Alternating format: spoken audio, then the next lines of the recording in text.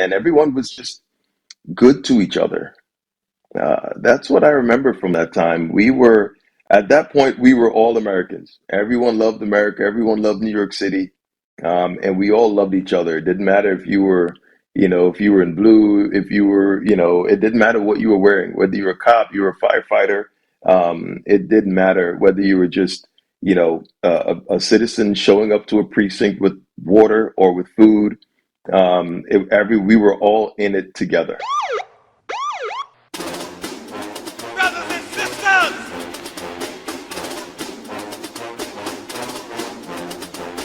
brothers and sisters, I don't know what this world is coming to. You're listening to the Black and Blue Podcast, a discussion and celebration of the roles of African Americans and other minorities in U.S. law enforcement. Your host on the Black and Blue Podcast is Dale Peters, a law enforcement professional with over 20 years experience in the business. Hop on board this Black and Blue train of interviews, current events, and pop culture conversations. So get ready. The Black and Blue Podcast is coming at you right now. Hey, Black and Blue fam, what's going on? Welcome to the Black and Blue Podcast, where we celebrate diversity in U.S. law enforcement. My name is Dale, and I'm the host. Thank you for stopping by for today's episode. Hey, I really appreciate it, but let me ask you for a little bit more appreciation by asking you to click those like, subscribe, and bell icons right down here on my YouTube channel. And if you listen to me on your favorite podcast platform, make sure you rate the Black and Blue Podcast 5 stars. And finally, make sure you check me out on any one of my social media pages for even more content. You can find me everywhere at Black and Blue US. All right, so with that down, let's get to it. My guest today, he is responsible for the drug enforcement and operations in the 8 Mile, that being Detroit, Michigan. So Black and Blue fam, please help me welcome to the show, DEA Special Agent in charge of Detroit, Michigan, Orville Greene. How you doing, sir? I'm doing well. Thank you for having me. Absolutely. Thank you for coming on to the show today. And we'll talk about everything DEA related. All right. So, yes, today is Monday, the day after the infamous comeback from the Niners yesterday. It hasn't been a good week for Detroit. You know, you lost Harbaugh, and now yesterday's game with the Lions. How you feel about that?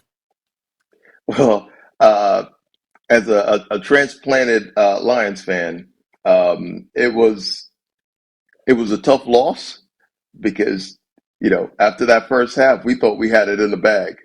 Yep. But I think looking at the fact that the Lions made it to it was 32 years since they were last in the postseason, so I think that's something to celebrate as well, right? It's a tough place to be. They got there. I don't think we should take away the fact that it was a lot of hard work and determination and drive, and obviously we have a winning team. So we'll get there. We'll get there next year. Yeah. But I'm a Niners fan, so I was all happy for it. I was I was kind of scared there in the first half. They were putting it on them, but then they got away from what got them there in the first half, but that's why they play 4 quarters, right? Yeah, exactly. And then, like I said, Michigan, at least University of Michigan, they won the college national championship, but lost Harbaugh to the NFL. So, kind of, sweet. We'll take the wins. Bittersweet. We'll take all the wins. And I'm another opponent of Michigan, of Detroit. I'm originally from Columbus, Ohio, so the Ohio State University. Yes. So that was something I had to learn. So coming to the Detroit Field Division, and being responsible for Michigan and Ohio. I go off to Ohio wearing the wrong color tie, and it's pointed out by several individuals that I'm wearing the wrong colors. Yeah. So All I right. also know I know the call and response OH. I know to respond IO. So IO. I'm learning some things. All right. Hey, so thanks for being a good sport there. And you said you were a transplanted Detroiter. Where are you originally from? So I'm originally from Brooklyn, New York, by way of Jamaica, the island. Um, my family we immigrated 35 years ago.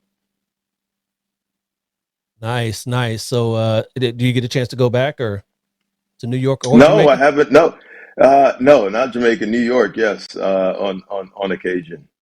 On Okay. occasion, yes. All right. So let's talk about DEA. How long you been with the agency? So I've been with DEA 21 years. Okay. Um, And yeah, prior to DEA, I started my law enforcement career with the New York City Police Department in March of 2000. So okay. March of So you were 2000. So I'm there. 20 You were there 24 during years the in. yeah. You were there during Yes, 9/11 then. yes, I was a cop during 9/11. Yes. Yeah. What was that experience like? Well, from interestingly enough, so I was a rookie cop. I only spent about 3 years with the NYPD, but you know,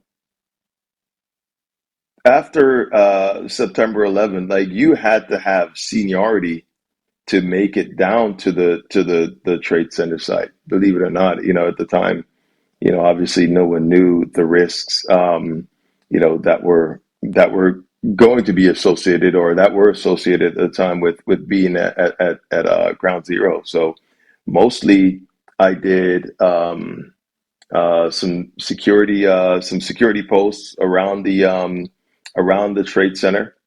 Each precinct, had their own sensitive locations, which are mostly synagogues and mosques, and a lot of security, 12, 16-hour security details on those locations as well as filling in the patrol cars because the senior guys were all at the trade center or at some different site doing something, actually actively participating in the recovery operation. Yeah, absolutely. But what was your experience like as a human being, as a person living and working in New York when that went down? I tell you, first of all, the most interesting thing was, you couldn't get around the city unless you had a badge in your pocket. Yeah. That was you literally had to tin your way all across the city. And I remember driving, I was actually RDO that night. And I remember driving back, I was visiting my mom who was living in Pennsylvania at the time. And I remember driving back and, 78 heading east back into New York City and going through the Holland Tunnel or going across any one of the tunnels. I think I went across going back into the city. I think I went across the Williamsburg Bridge after getting into Manhattan, and there were no cars on. It was an eerie feeling. There were no cars on the road, Yeah. and I remember picking up in my private car, bringing people across, nurses across the bridge, getting Wow. people to work because you weren't allowed on unless you had an ID card, a law enforcement ID card, the badge. You weren't getting across. You weren't getting across the city at all. But it Yeah. was. I had never seen and haven't experienced since that level of fellowship of camaraderie in New York City. When you went whenever you went into a place to eat after being on a post for about 12, 14 hours, 16 hours, three people would have offered to or at least tried to pay for your meal before you even got the check.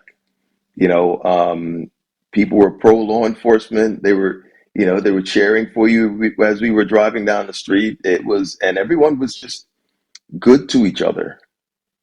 That's what I Yeah. remember from that time. At that point, we were all Americans. Everyone loved America. Everyone loved New York City. And we all loved each other. It didn't matter if you were in blue, it didn't matter what you were wearing, whether you were a cop, you were a firefighter. It didn't matter whether you were just, a citizen showing up to a precinct with water or with food. We were all in it together. Yeah. Yep. Yep. I remember that time well. Yep. Absolutely. And so you say you did 3 years there. What made you want to join NYPD to begin with, or law Well, enforcement in general? you know, honestly, I didn't think about a career in law enforcement, and it was interesting how I got to law enforcement and to NYPD.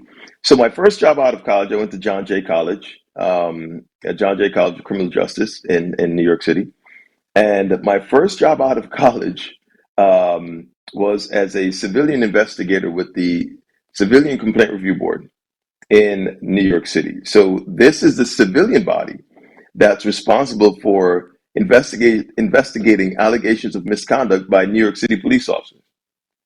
So I spent my days at work interviewing complainants. These are folks who came in and had a complaint about something a cop allegedly did to them.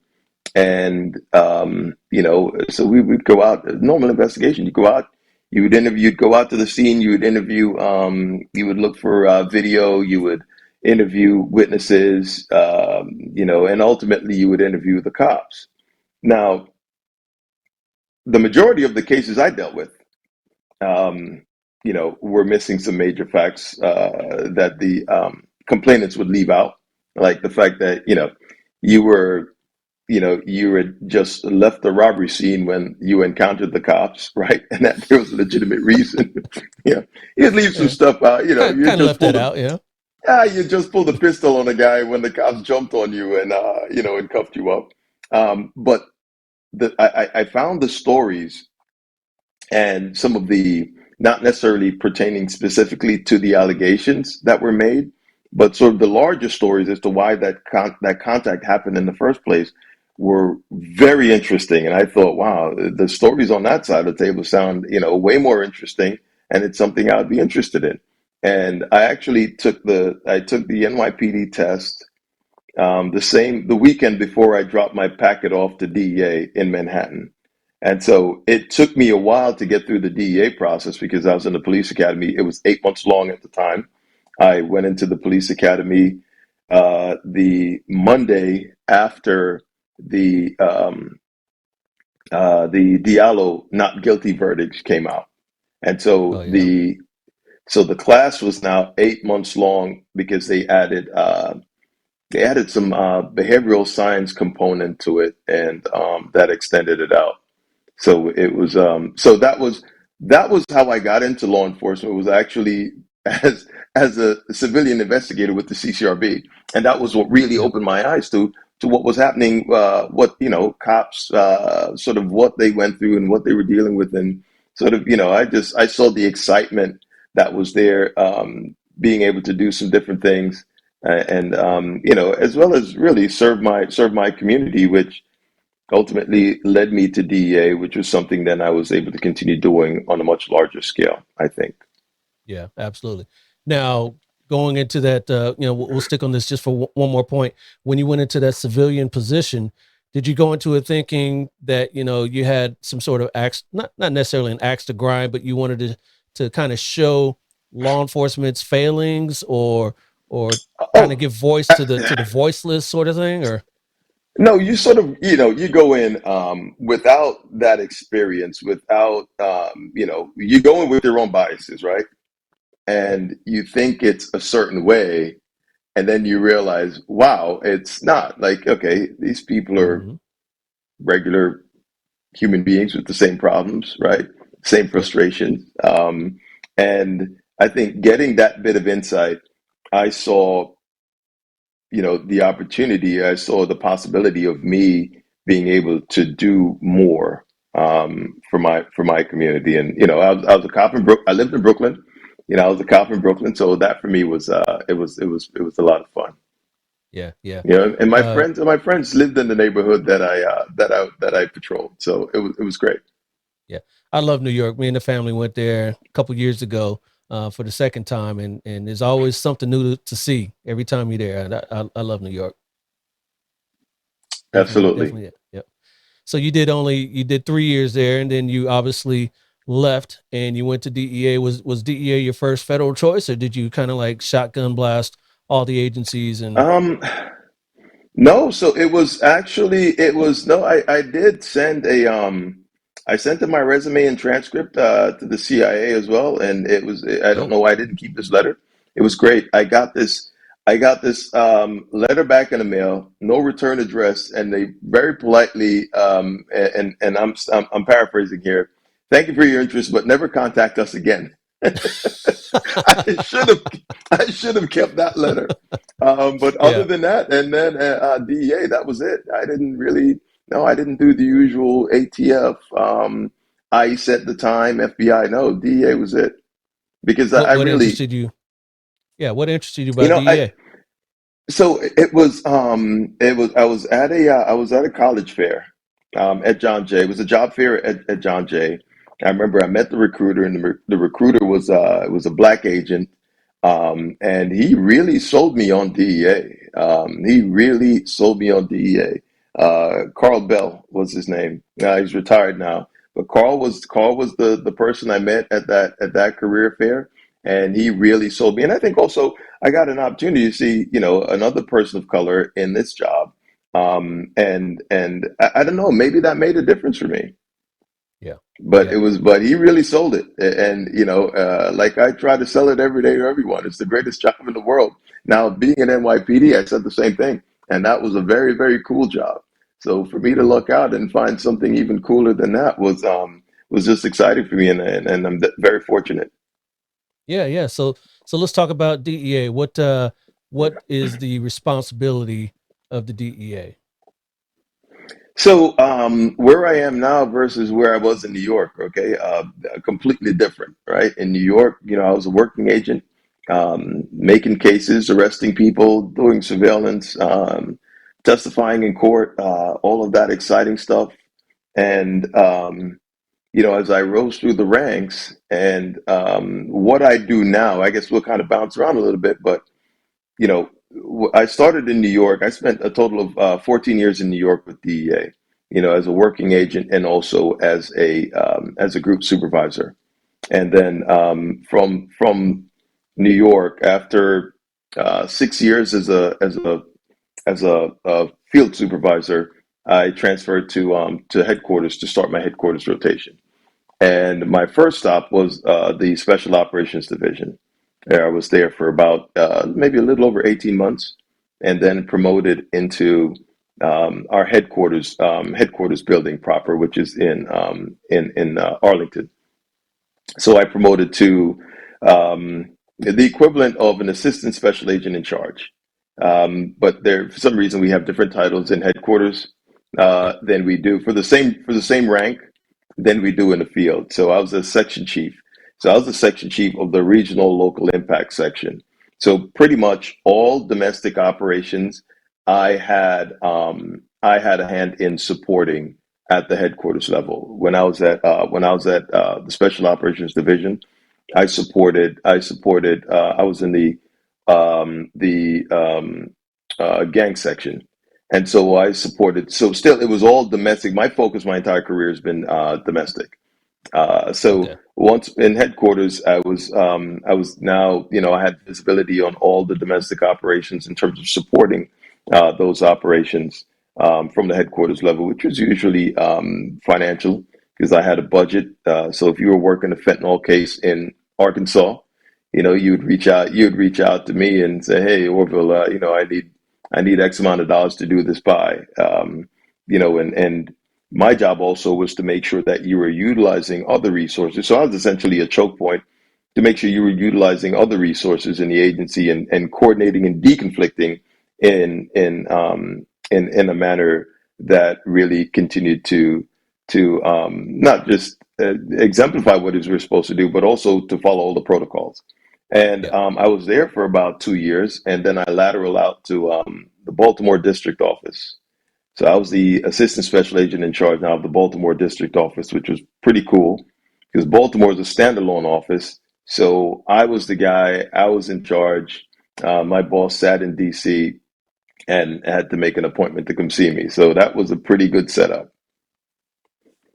And then Nice, nice. from I got to Baltimore about a month before COVID, Okay. and got promoted got promoted in April of 2022 to come to Detroit and lead the Detroit field division. So here in Detroit, I am responsible for all enforcement and regulatory because we have diversion as well. So we have the diversion program as well as the agent program. So our diversion folks are responsible for the regulatory side of the house. So I'm responsible for the enforcement and regulatory operations in Michigan, Ohio, and small and a couple of counties in northern Kentucky. Okay. Yeah. So diversion meaning, so like pharmacies and prescription sort of stuff. Yes, Okay. yes, the pharmaceutical. Yeah, so we're all of that side of the house. So our diversion Okay. investigators go out and they do audits, they do inspections of pharmacies, of doctors' offices that to make sure that they're in compliance. Yeah. Yeah. Because there's a lot of abuse and prescription abuse that I'm sure that we've all heard about, going around. So they handle that. And then say like if they see something criminal going on, do they kind of refer it to the criminal side, to the enforcement side, or how's that Well, work? yes, we also have tactical diversion squads. So Mm, these are law enforcement folks, so agents and TFOs, as well as diversion investigators that work in those groups. And so they usually do the doctors who are who are selling scripts or pharmacies that are filling scripts. So once it hits a criminal, although our diversion people can do criminal cases as well, but generally those go over to the TDS groups. great, great. And DEA is the lead agency in charge of drug enforcement in the nation, or is it kind of co with the other three-letter agency? Well, co with FBI. So Yeah. our authority is Title 21, right? Which is we enforce the federal narcotics laws. FBI also has Title 21 authority, and we've delegated Title 20. We being DEA, the administrator has delegated Title 21 authority to HSI as well. So there are quite a few of us in that space federally. Then you factor in our state and local partners that we all work with. So it's quite a few of us in that space. Absolutely. Yeah. Going back to when you said you first, excuse me, when you first got into DEA and you were in New York for a number of years, is that kind of standard practice where, because I've heard different where a lot of people, at least in DEA and HSI, you can't go back to where you lived as your first assignment, or is that obviously not true because you worked in New York and you lived there first? When when I went to Quantico in November of 2002. I was pretty certain I was not going back to New York because having been a cop in New York, I was told these were the rules. You're not going back to New York. So I was concerned I was going to end up on the border somewhere. For a hot Yeah. minute, that was my that was my big concern. Although I spent 3 years at Fort Bliss. I was active duty in the Army. Spent 3 years at Fort Bliss. And so so for me, I could have gone back to El Paso. That would have been fine for me. But um, at that time, we didn't get our assignments until about maybe 2 or 4 weeks out from graduation is when you would get your assignment. And Yeah. so when the list came out, there were three spots in New York. Excuse me. It was myself and another agent from New York, and there were three spots, and there were four people interested in going to New York. So in typical New York fashion, we sat down with the four guys, me and the other guy from Queens. We said, "Listen, there are three spots, four of us. Orville and I are taking two spots. You guys figure out who gets the third." But typical New York fashion, we just did that. Um, and so I was able to come back. I was able to go back home. So that was great for me because you know how it is when you're a cop from you've been a police officer in a place. You've got your contacts. You know the terrain. And so for me, it was exciting. Although I did have to get to know some different boroughs. Because when you're in New York, back then you're from Brooklyn. You're from Brooklyn. You don't care to go Yeah. to Manhattan. You don't care. You're definitely not going to the Bronx. It's just geographically, it's just too far. You're not getting on. Yeah, you're not getting on two or three trains. You know. Yeah, yeah. No, no doubt, no doubt. Did they have some sort of? Well, I guess they didn't have a wish list system. The agency I was with, right before graduation, they have a wish list, and sort of thing. You rank them 1 to 3, and then hopefully you get your Yes, number yes, one it was. choice. Yeah, it was the same thing. It was the same thing, but it was most people had an idea of where they wanted to go, and that was it, or whether they wanted to go back home. Now the process is a little different. Now, before when the new agents sort of get to pick where they're going before they even get to the academy. So by the time Yes, you accept that offer, okay, you're going back to LA, right? And that was a part of us being more competitive because the other agencies had been doing that for some time. yes. That's yeah, now that I look back and remember. Yes, my offer was in the LA division when I was with IRS. So that was, they tell you right then and there. And then I don't know if I could have negotiated going somewhere else. I don't know, but I'm from LA, so I was like, okay, cool, I'm good with it. So yeah, Yeah. I guess they had to kind of compete. Is there a? I know you said that you had to go back to headquarters for a headquarters stint, and that's part of the process of promoting so that you can learn the operations of the agency. How's that work? Yes, that's how it works. So the idea is that you go back to headquarters, and that's where you're supposed to learn how the sausage is made, right? I ended up in a great section, and for me, it was a great experience when I left the Special Operations Division, where you were still sort of engaged in field operations and supporting investigations, and that was still familiar. When I promoted into headquarters building, to a GS-15, that was where I was now doing different things. I had at least several times a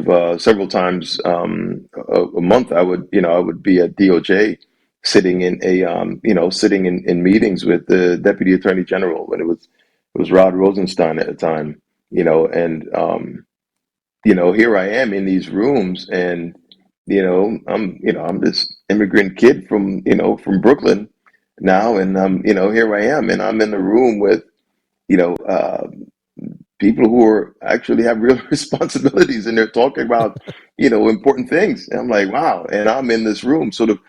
And what that was for me was getting that exposure and getting the opportunity to. You're really learning how to sit at the grown-up table.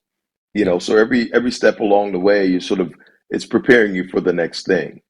So that for me was a great experience, and that's a part of our process with the once you promote to a first line supervisor, which is GS-14.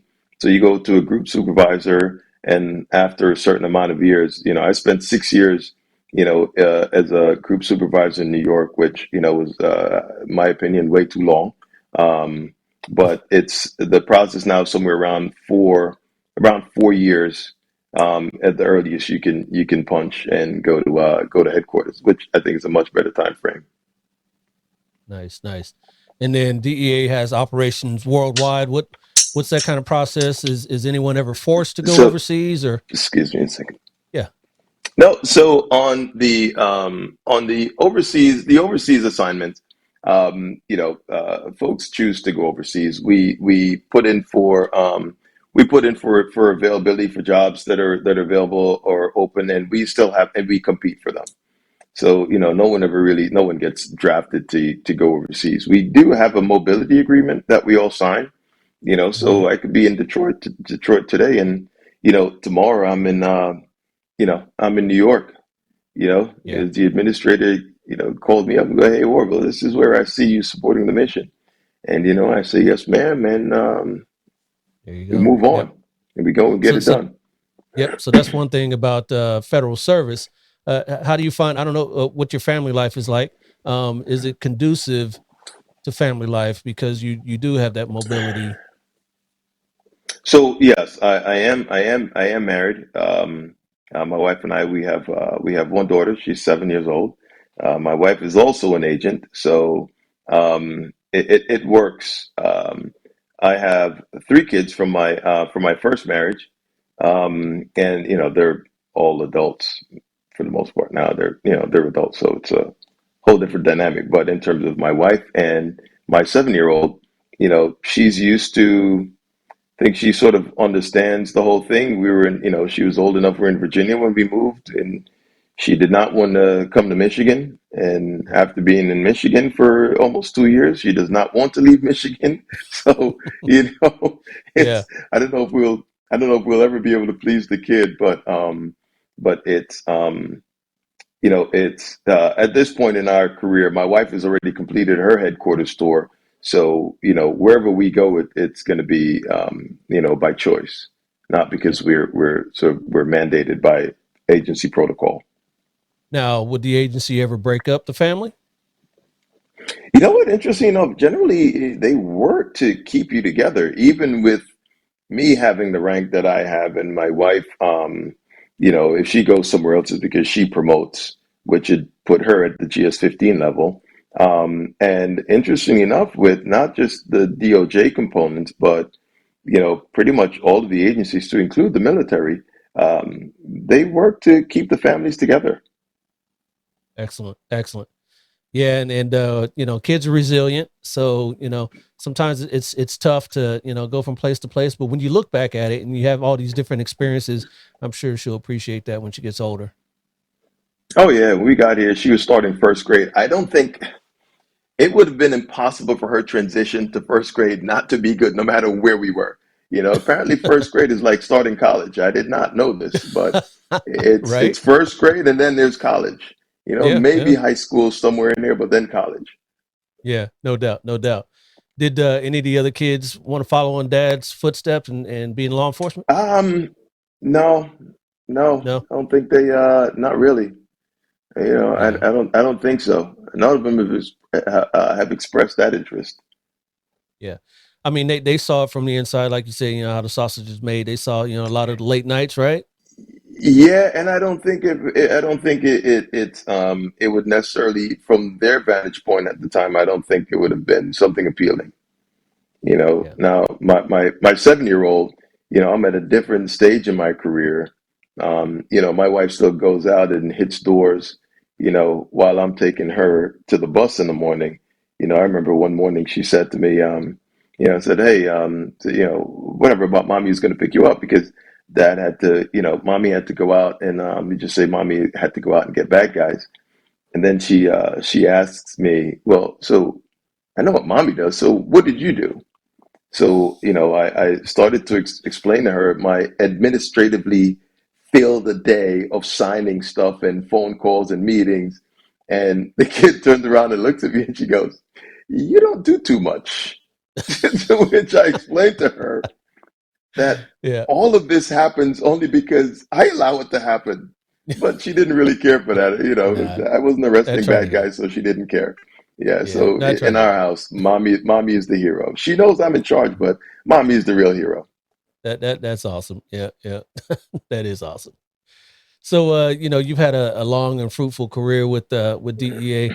Kind of talk about some of your rewards, the rewarding part of being in the DEA. I know right now a big one is fentanyl, and you guys everyone's trying to get a handle on that. What's kind of the rewards of being a DEA agent? Well, I will tell you. So, as a working agent, you have so much autonomy as a DEA agent. For me, I was back in New York City. I grew up in Brooklyn. I love the city.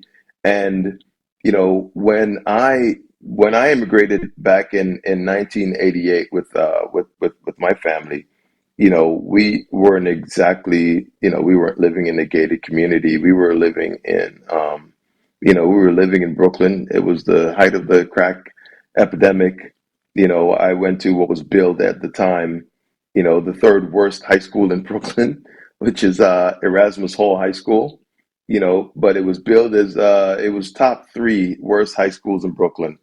Um, so when I got to DEA, and after leaving the NYPD, which interesting enough, when I became a cop, and I was in the police academy, I remember, and you probably have the, sort of a similar reference point. I remember thinking, man, when I get out of the academy, I'm shutting the whole city down. Right? That was my thought, shutting Yep. it all Yep. down. And then someone pointed out, like, hey, you're going to go to a borough, right? So I'm like, okay, all right, okay, I'm going to Brooklyn. Like, I'm shutting all of Brooklyn down. Like, hey, within that borough, you're going to go to a precinct, right? So I ended up in the 78th precinct in Park Slope, way before, which ends or used to end at that time anyway, right before you get to the Barclays Center going downtown. That was back when where the Okay. Barclays Center is now was just a hole in the ground. So I figured, okay, I'm shutting the whole 7-8 down. And then it was explained to me, okay, so within your precinct, you're going to be assigned to a sector, right? If you're lucky, once you get in the car, you're in a sector. So I go, okay, my sector, Adam Boy Charlie. Oh, I'm shutting Adam Boy Charlie down. They go, okay, it's kind of a big sector. So a friend of mine, I told you previously, a friend of mine, she lived in Park Slope. I think she lived on 14th Street and Fifth Avenue. So ultimately, what happened, the intersection of 14th Street and Fifth Avenue, that was what I was able to shut down.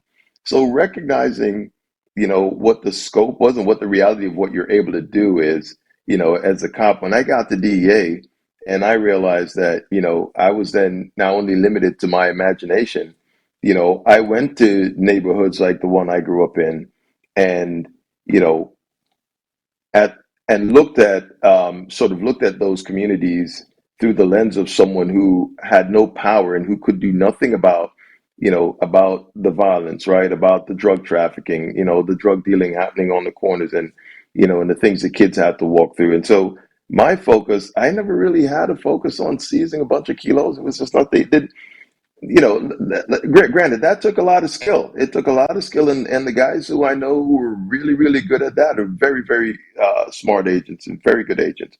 The appeal for me was to have an impact locally in the places where you know, where I grew up, where my friends, my family, all moved around. That was what I wanted to do, and you know, I've done a bunch of different cases, but one of the cases I'm most proud of was it was Gerard and 167 in the Bronx was well-known crack spot back in the day, well known, Okay. and had arrested a guy, and this guy gave us a lead that hey, he was trying to work, right? He's trying to cooperate, and says, hey, I know something about a murder, and this person gave up this homicide, and we literally, my partner Joe Coletta and I, we started working that case from buying just bags of crack. We started working that case to get us back into charging that homicide. We ended up identifying the other two shooters. There were three shooters that day. One got arrested the very next day and was doing 16 years in prison. He did 16 years up at Sing Sing, and or the majority of time at Sing Sing. And the other shooter was in Florida, and one guy was still there in the Bronx running that block. And we started from just doing street buys to, um, arresting that whole crew on Gerard, and actually two of the sources, the cocaine sources, that were serving those guys. So we ended up locking everybody up. The other two shooters, dismantling that whole organization in that area. And the homicide was a drug related homicide that actually occurred the year I graduated high school. I think I was probably a freshman in college when that happened. Oh um, wow. and we were able to indict that homicide.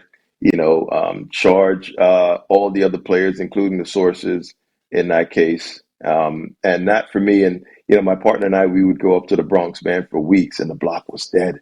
That whole neighborhood, man, was just dead, and we knew it wasn't going to last, but that was probably one of the things I think looking back, one of the things I think was my biggest accomplishment. Um, as far as being an agent, Yeah.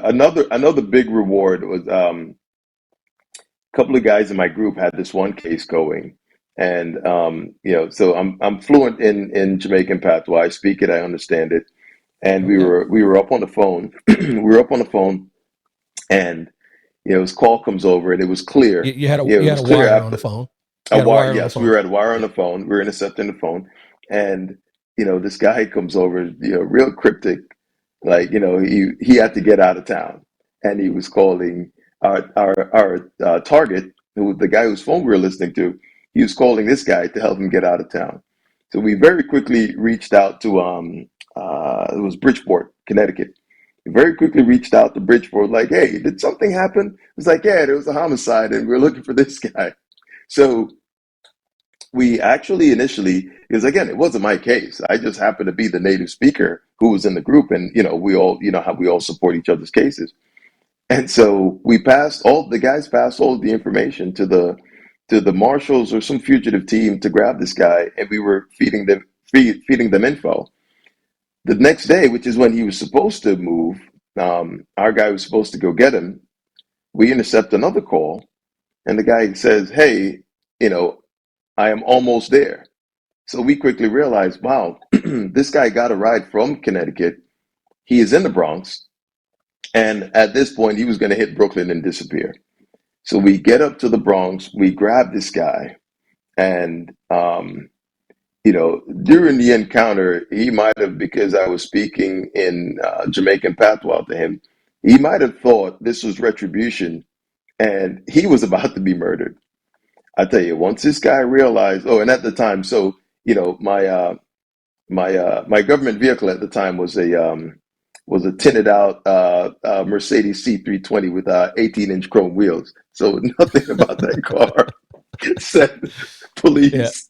So at the time Nothing. we take this guy off the set, you know, um, gave him a couple of Newports, read him his Miranda rights. He was smoking two Newports. I've never seen this before. He was smoking two Newports at the same time, and Mirandized him and say, "Hey, man, why, what's going on? You okay?" And man, he gave up just enough about that homicide in Connecticut that 6 months later, I'm in court with in front of the state's attorney, testifying in this trial, not to anything other than the little bit of information this guy had given me, which fit perfectly into the rest of the puzzle that I had no idea about. Okay. That guy ended up getting about 50 years. Is Oh, wow.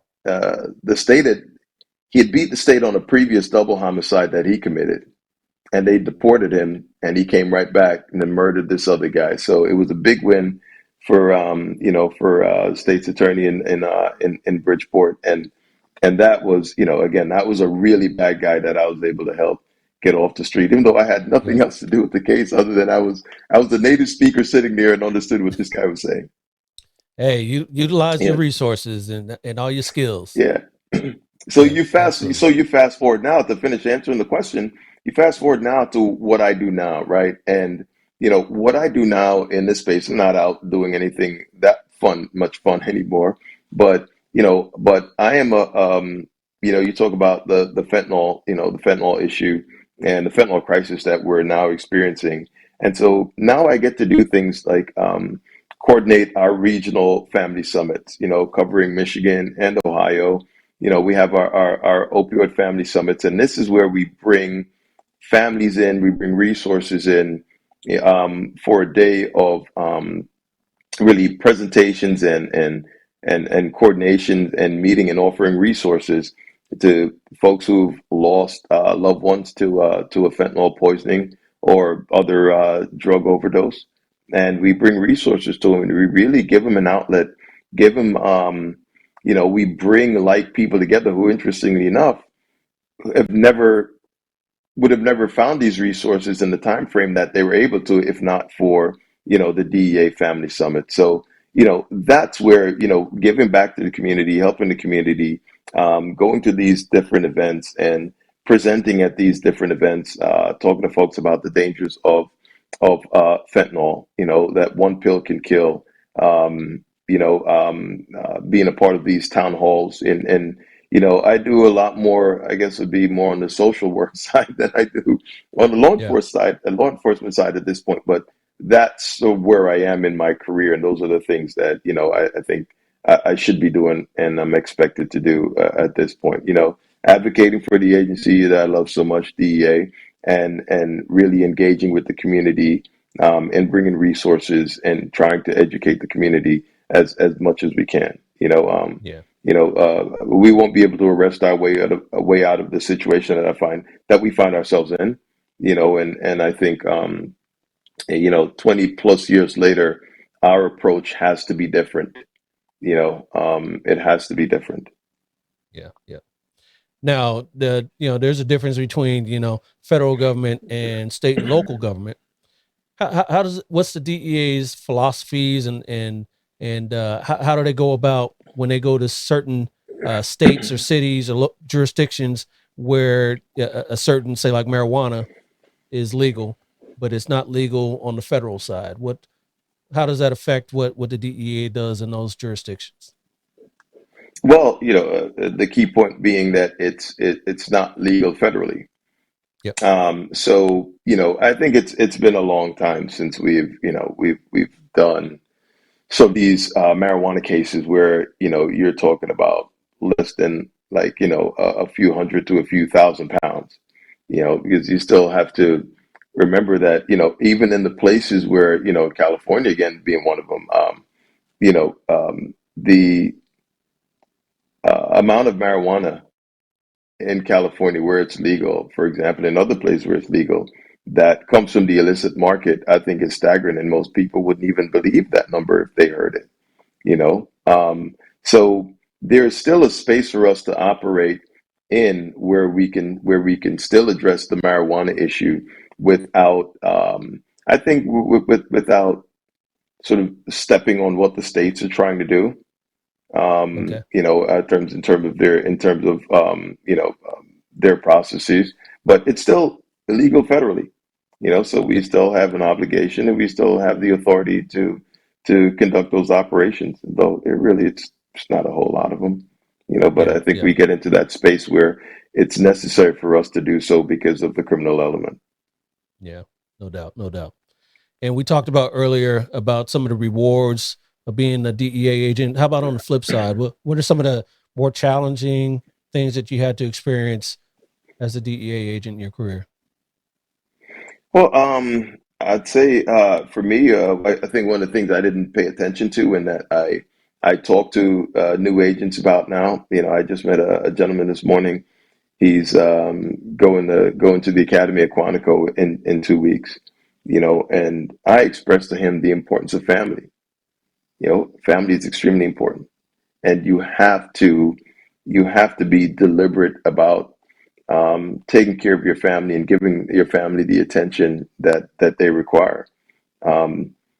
This idea that you'll somehow be able to balance work and home, it's ridiculous. It's never going to happen. So as you're doing well at work, home is suffering because you're neglecting home. And if things are great at home, then work is suffering because you're neglecting work. So the idea is to sort of this is how you balance them, right? They're never going to be in equilibrium, but you keep them going. You sort of you take time to address one and then the other. So that's a tough side of it.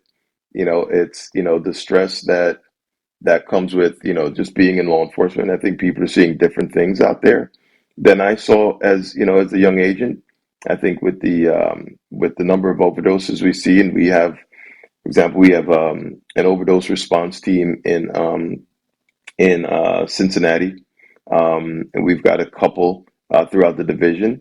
And these folks are going out and they're getting call outs. They're going out to scenes where people have overdosed or been poisoned. The families are notified. The families are there, and you're dealing with these kinds of situations.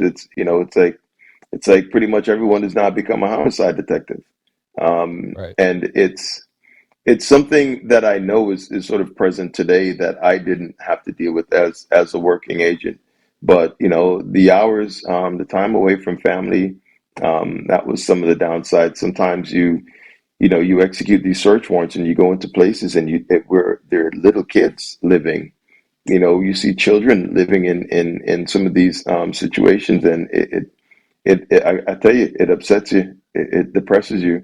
My tour in Baltimore, I first get to Baltimore, and I'm not from Baltimore, so I want to do my little ride along, kind of see what, see my terrain, right? See what I'm Right. responsible for. And that was probably one of the most depressing rides I've ever taken. To see, you know, just not just the poverty, but to see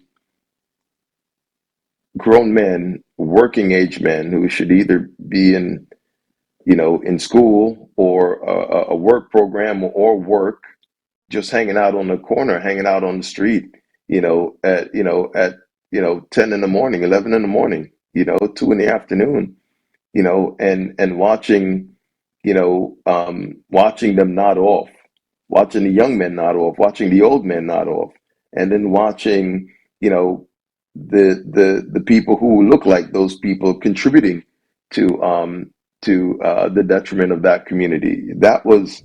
It was something that was hard to see. It was something that was, and also with the violence the violence that's there, just the unnecessary, just over the top sort of movie type violence that takes place in a place like that. It's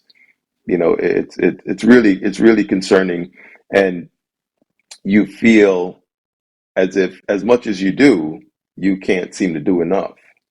Right. I will tell you an interesting thing, sort of going to Baltimore. I wasn't the first black you know assistant special agent in charge to run that office, but somehow I had it in my mind that I'm going to show up there and be like, oh, yeah, black guy. And there were going to be people chasing me down saying, what are you doing for us? Holding me accountable, Hmm.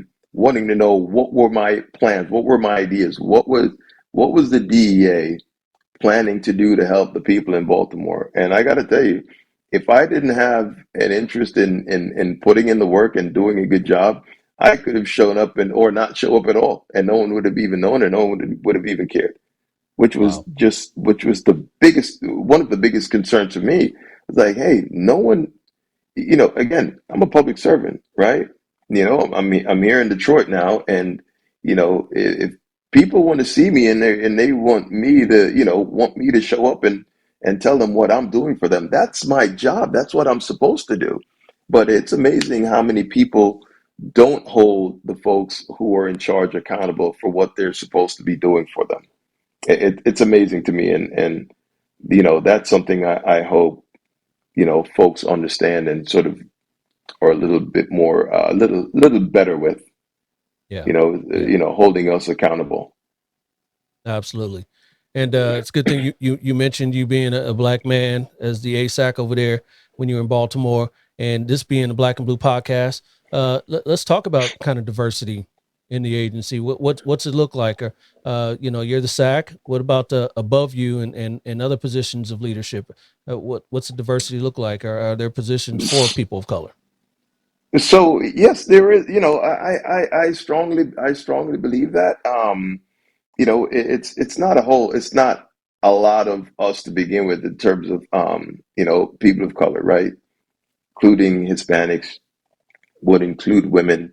You know, it's really not a lot. So as the SAC of the Detroit division, right? I want us to get the best people, but we also have to go to the places where we're going to find the best people, right? So, if what we want to do is, and of course, you want to see more diversity, you want to see people of color, right? You want to see people of color, you want to see more women, you want to see more Hispanic women, more Hispanic males, more black males, because that diversity is important. Diversity of thought is important. You know, Yes. being being a black immigrant from the Caribbean, who's again, I'm just happy to be in this country. I'm happy to be here. Thank you all for taking me in. I appreciate it, and I've shown my appreciation by enlisting in the army when I had a green card in my pocket, because that was my way of, in my mind, I thought I am paying my debt. And then I really then sort of fell into public service after that. But I think that diversity is important because you and I are both black. The way you think about things is not necessarily the same way that I think about it. My perspective is different, Yep. because I think of my journey. It's completely different. So I think even just having, a black immigrant, in a room having a conversation with a black American, you've got diversity there as well. Others Yeah. may not see Yeah. it, but from what we eat to the way we think, there's a whole lot of diversity there. So I think it's extremely important. I think there is room for it. I think one of the challenges, though, is that as being a federal agent, it's a very competitive job. It's a very competitive process to get the job, and I think the people, some of the people, thinking back to my friends that I know who would have been awesome at this because they're so qualified, have other options and have better paying options. So, law enforcement it's like we don't get into it to be rich. Yep. If we play our cards right, we make the right decisions, we'll be comfortable to very comfortable. But, I just think and I think across the board, the people who we could attract, we don't because they could be doing better somewhere else. And unless they have that calling, they're not going to invest in this, in what we do. Yeah. Yeah. That part right there. So, you did mention it's a very competitive job, and law enforcement. I don't know about on the federal level anymore. If it's suffering from lack of applicants wanting to be in law enforcement nowadays. So here's your chance. Sell the DEA over the other three-letter agencies, over HSI, over FBI, and Secret Service, and the marshals, and all that. Well, I'll tell you what, on day one, once you leave that academy, you are an agent. I've already said it's the greatest job in the world. It absolutely is the greatest job in the world. A job where you're limited only by your own imagination.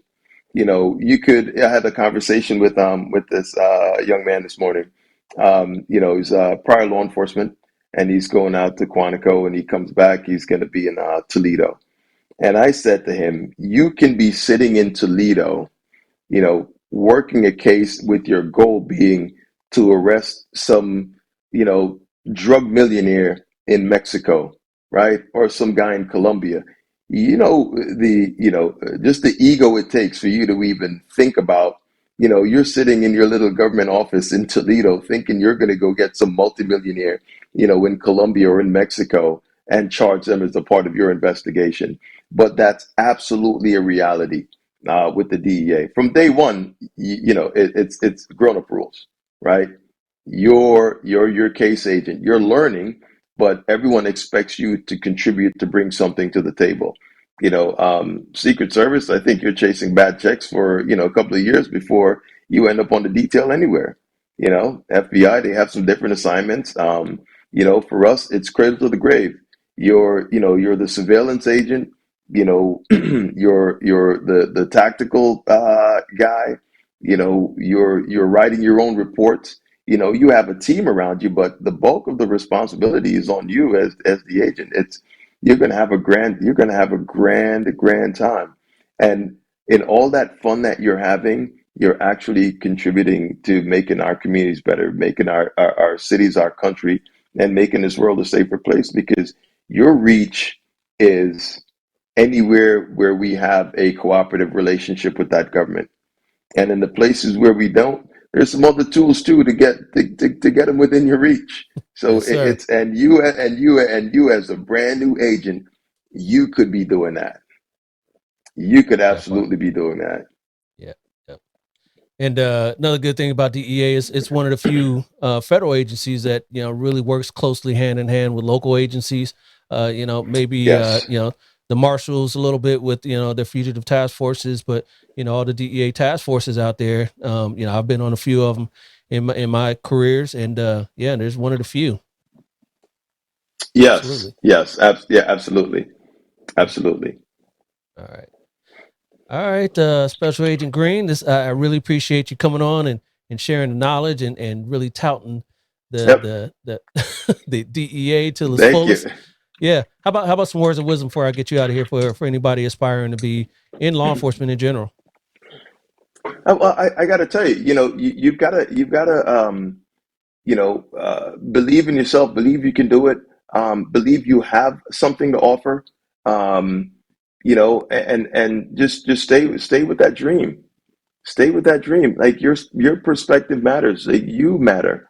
We all can't stand on the outside and complain about what's happening if we're not on the inside to make that change.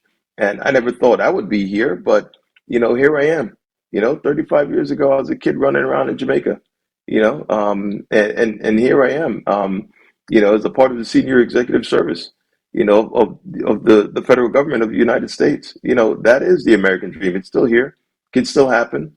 But you've got to stay true and stay true to who you are when you get there. When you get there, it's not time to switch up. Don't switch up. Stay true to who you are and continue to believe in yourself. But your opinion, you matter. It does matter.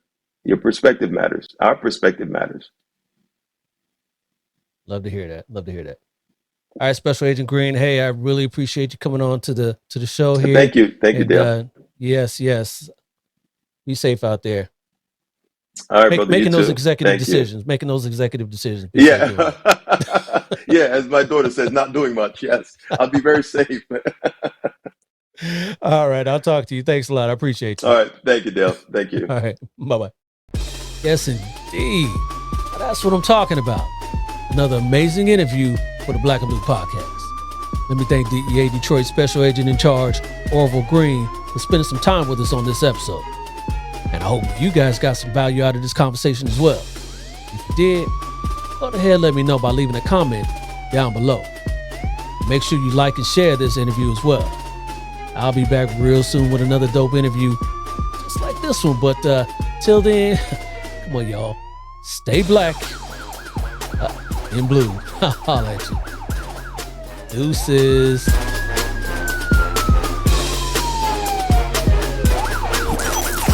This has been a Maitre D Entertainment presentation.